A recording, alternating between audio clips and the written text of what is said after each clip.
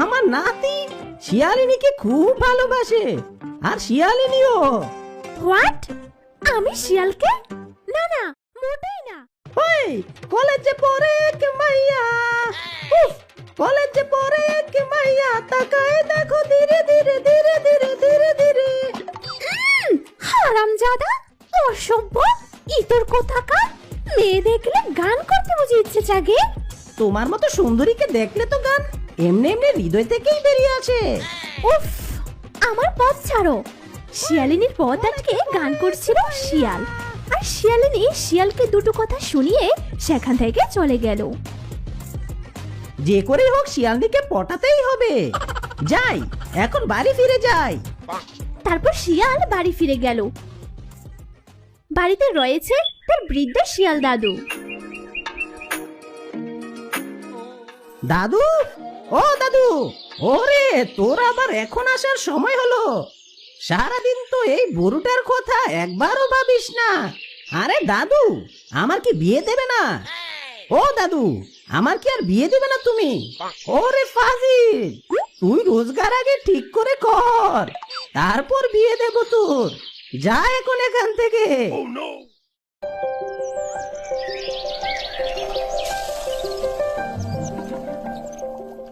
পরের দিন সকালবেলা শিয়াল বেরিয়ে পড়লো তার মোটর বাইক নিয়ে কাপড়ের ব্যবসা করতে। সে বিভিন্ন ধরনের কাপড় বিক্রি করত। কাপড় হবে কাপড়, তাঁত সিল্ক জামদানি কাপড়, কম দামে দেব আমি। কাপড় হবে কাপড়। কই দেখি দেখি কি কাপড়? আরে বাগিনী মামি যে, তুমি এই লাল টুকটুকে জামদানিটা নাও গো, তোমাকে দারুণ মানাবে, একদম ফাটাফাটি। যদিও তুমি এমনিতেই অনেক সুন্দর। কি যে বলো না তুমি শিয়াল ভাই, আমার বুঝি লজ্জা করে না? তবে এটাই নেব বলছো? বাগিনী মামি, একদম নিশ্চিন্তে তুমি এটাই নিয়ে যাও। এটার দাম কত গো শিয়াল ভাই? আরে মামি, বেশি না, মাত্র 5380 টাকা। কি বলছো? শুনি যে আমার মাথা ঘুরে গেল। ও মা, টাকা কি তুমি দেবে? বাঘ মামা এটুকু তোমাকে কিনে দেবে না বুঝি? শুনেছি তো এমনিতেও খুব একটা তোমাকে কিছুই দেয় না। সে আর বলতে, তবে এটাই নিয়ে যাও তো। ঠিক বলেছো, মাত্র এইটুকু টাকাও দিতে পারবে না নাকি? আচ্ছা তুমি দাঁড়াও, আমি এখনই টাকা নিয়ে আসি। তারপর বাঘিনী তার বাড়ি ফিরে গিয়ে বাঘকে বলল, এই যে শুনছো, শোনো, আহ, আবার হয়েছেটা কি? বলছি যে আমাকে 5380 টাকা দাও তো। ওদিকে শিয়াল ভাই যে দাঁড়িয়ে আছে। মানে? মানে মানেটা হলো আমি একটা শাড়ি কিনেছি শিয়াল ভাইয়ের থেকে। এত টাকা কি গাছে ফলে? আমার কাছে কোনো টাকাই নেই। তুমি আমাকে টাকাটা দেবে, নাকি তুমি আমার উপর অত্যাচার করো? এই মিথ্যে বদনামে আমি তোমাকে জেলে দেব, কোনটা? ও মা, তোমার উপর আবার কখন আমি? আচ্ছা, নাও নাও নাও, নিয়ে যাও। তারপর বাঘের থেকে বাঘিনী টাকা নিয়ে শিয়ালের কাছে গেল। মহিলারা নিজের স্বার্থে শালা সব কিছুই করতে পারে, আমাকে খুন করতেও ভাববে না দুবার। এই নাও শিয়াল ভাইয়া তোমার টাকা। মাইরি, বাগিনী মামি শাড়িটা পরে কিন্তু তোমায় পুরো চুমু লাগবে, এই আমি বলে দিলাম। তারপর শিয়াল তার বাইক নিয়ে চলল। যতই বলা আমায় বোকা বলা, হায় হায় বোকা বলা, কাল হবে তুই আমার কোকা কোলা। এমন সময় শিয়ালিনী রাস্তা দিয়ে যাচ্ছিল।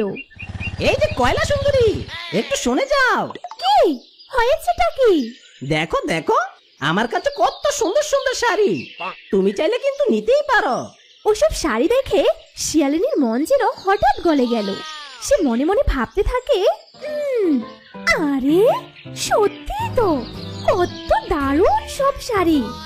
ইস, আমি যদি... কি ভাবছো? পছন্দ তাই তো? ইয়ে না, মানে নিয়ে যাও, এই পিঙ্কটা নাও, তোমাকে দারুণ মানাবে। তোমার জন্য মাত্র 500 টাকা রাখবো দাম। আচ্ছা ঠিক আছে, এত করে যখন বলছো। তারপর 500 টাকার বিনিময়ে শিয়ালের থেকে শিয়ালিনী শাড়িটি নিয়ে বাড়ি যেতে থাকে, আর মনে মনে ভাবে, সত্যি শিয়ালের সাথে যদি আমি প্রেম করতে পারি তাহলে ওর থেকে আমি অনেক শাড়ি নিয়ে নিতে পারবো। এটা বেশ ভালোই হবে।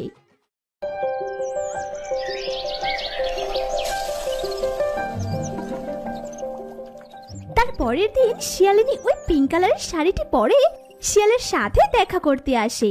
আরে কি ব্যাপার শিয়ালিনী, কি দারুণ লাগছে গো তোমাকে দেখতে। আমি তো চোখই বেরোতে পারছি না। সবই তো তোমার জন্য সম্ভব হলো। শিয়ালিনী, তুমি কি আমাকে সত্যি? সব বুঝি মুখে বলে দিতে হবে? কিছু তো বুঝে নিতে পারো নাকি? ও শিয়ালিনী, লাভ ইউ। আমি আজই দাদুকে গিয়ে বলবো। তারপর তারা দুজনেই বাড়ি চলে গেল।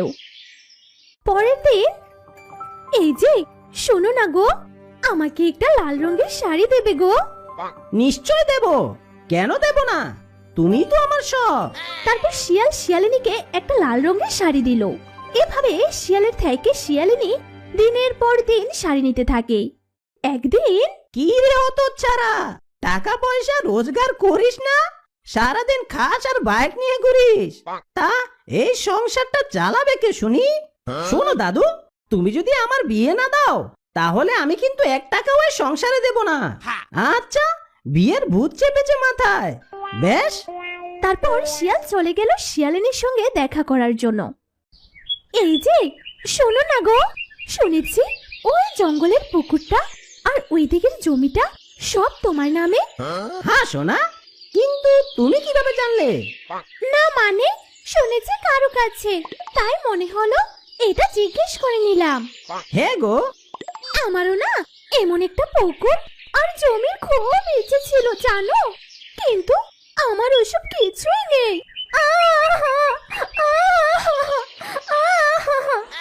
ও আমার সোনা পাখি, তুমি কান্না করিও না, তোমার চোখের জল দিয়ে আমি সইতে পারি না গো।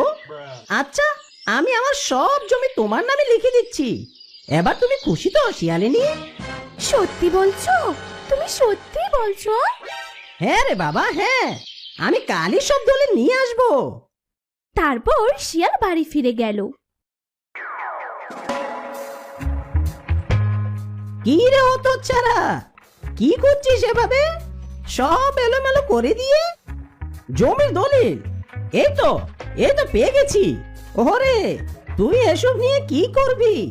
ওরে ওরে, এটা তোর বাপ দাদার সম্পত্তি, এটাকে কে ফেলিস না।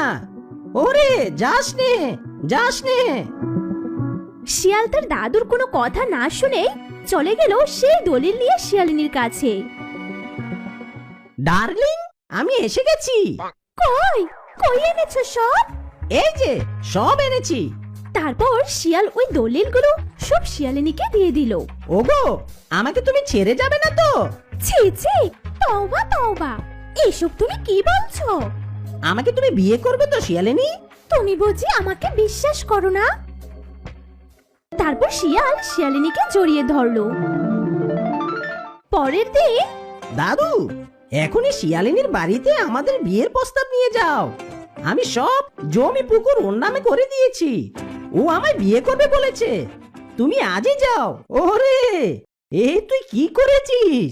আজকাল মেয়েদের তুই জানিস না, ওই মেয়ে তোকে আর বিয়ে করবে না রে, বিয়ে করবে না। করবে, তুমি আজই যাও ওদের বাড়ি। তারপর শিয়ালের কথায় তার দাদু খুঁজতে খুঁজতে হাজির হলো শিয়ালিনীর বাড়ি। কেউ আছেন? কেউ আছেন? কে আপনি? কি চাই?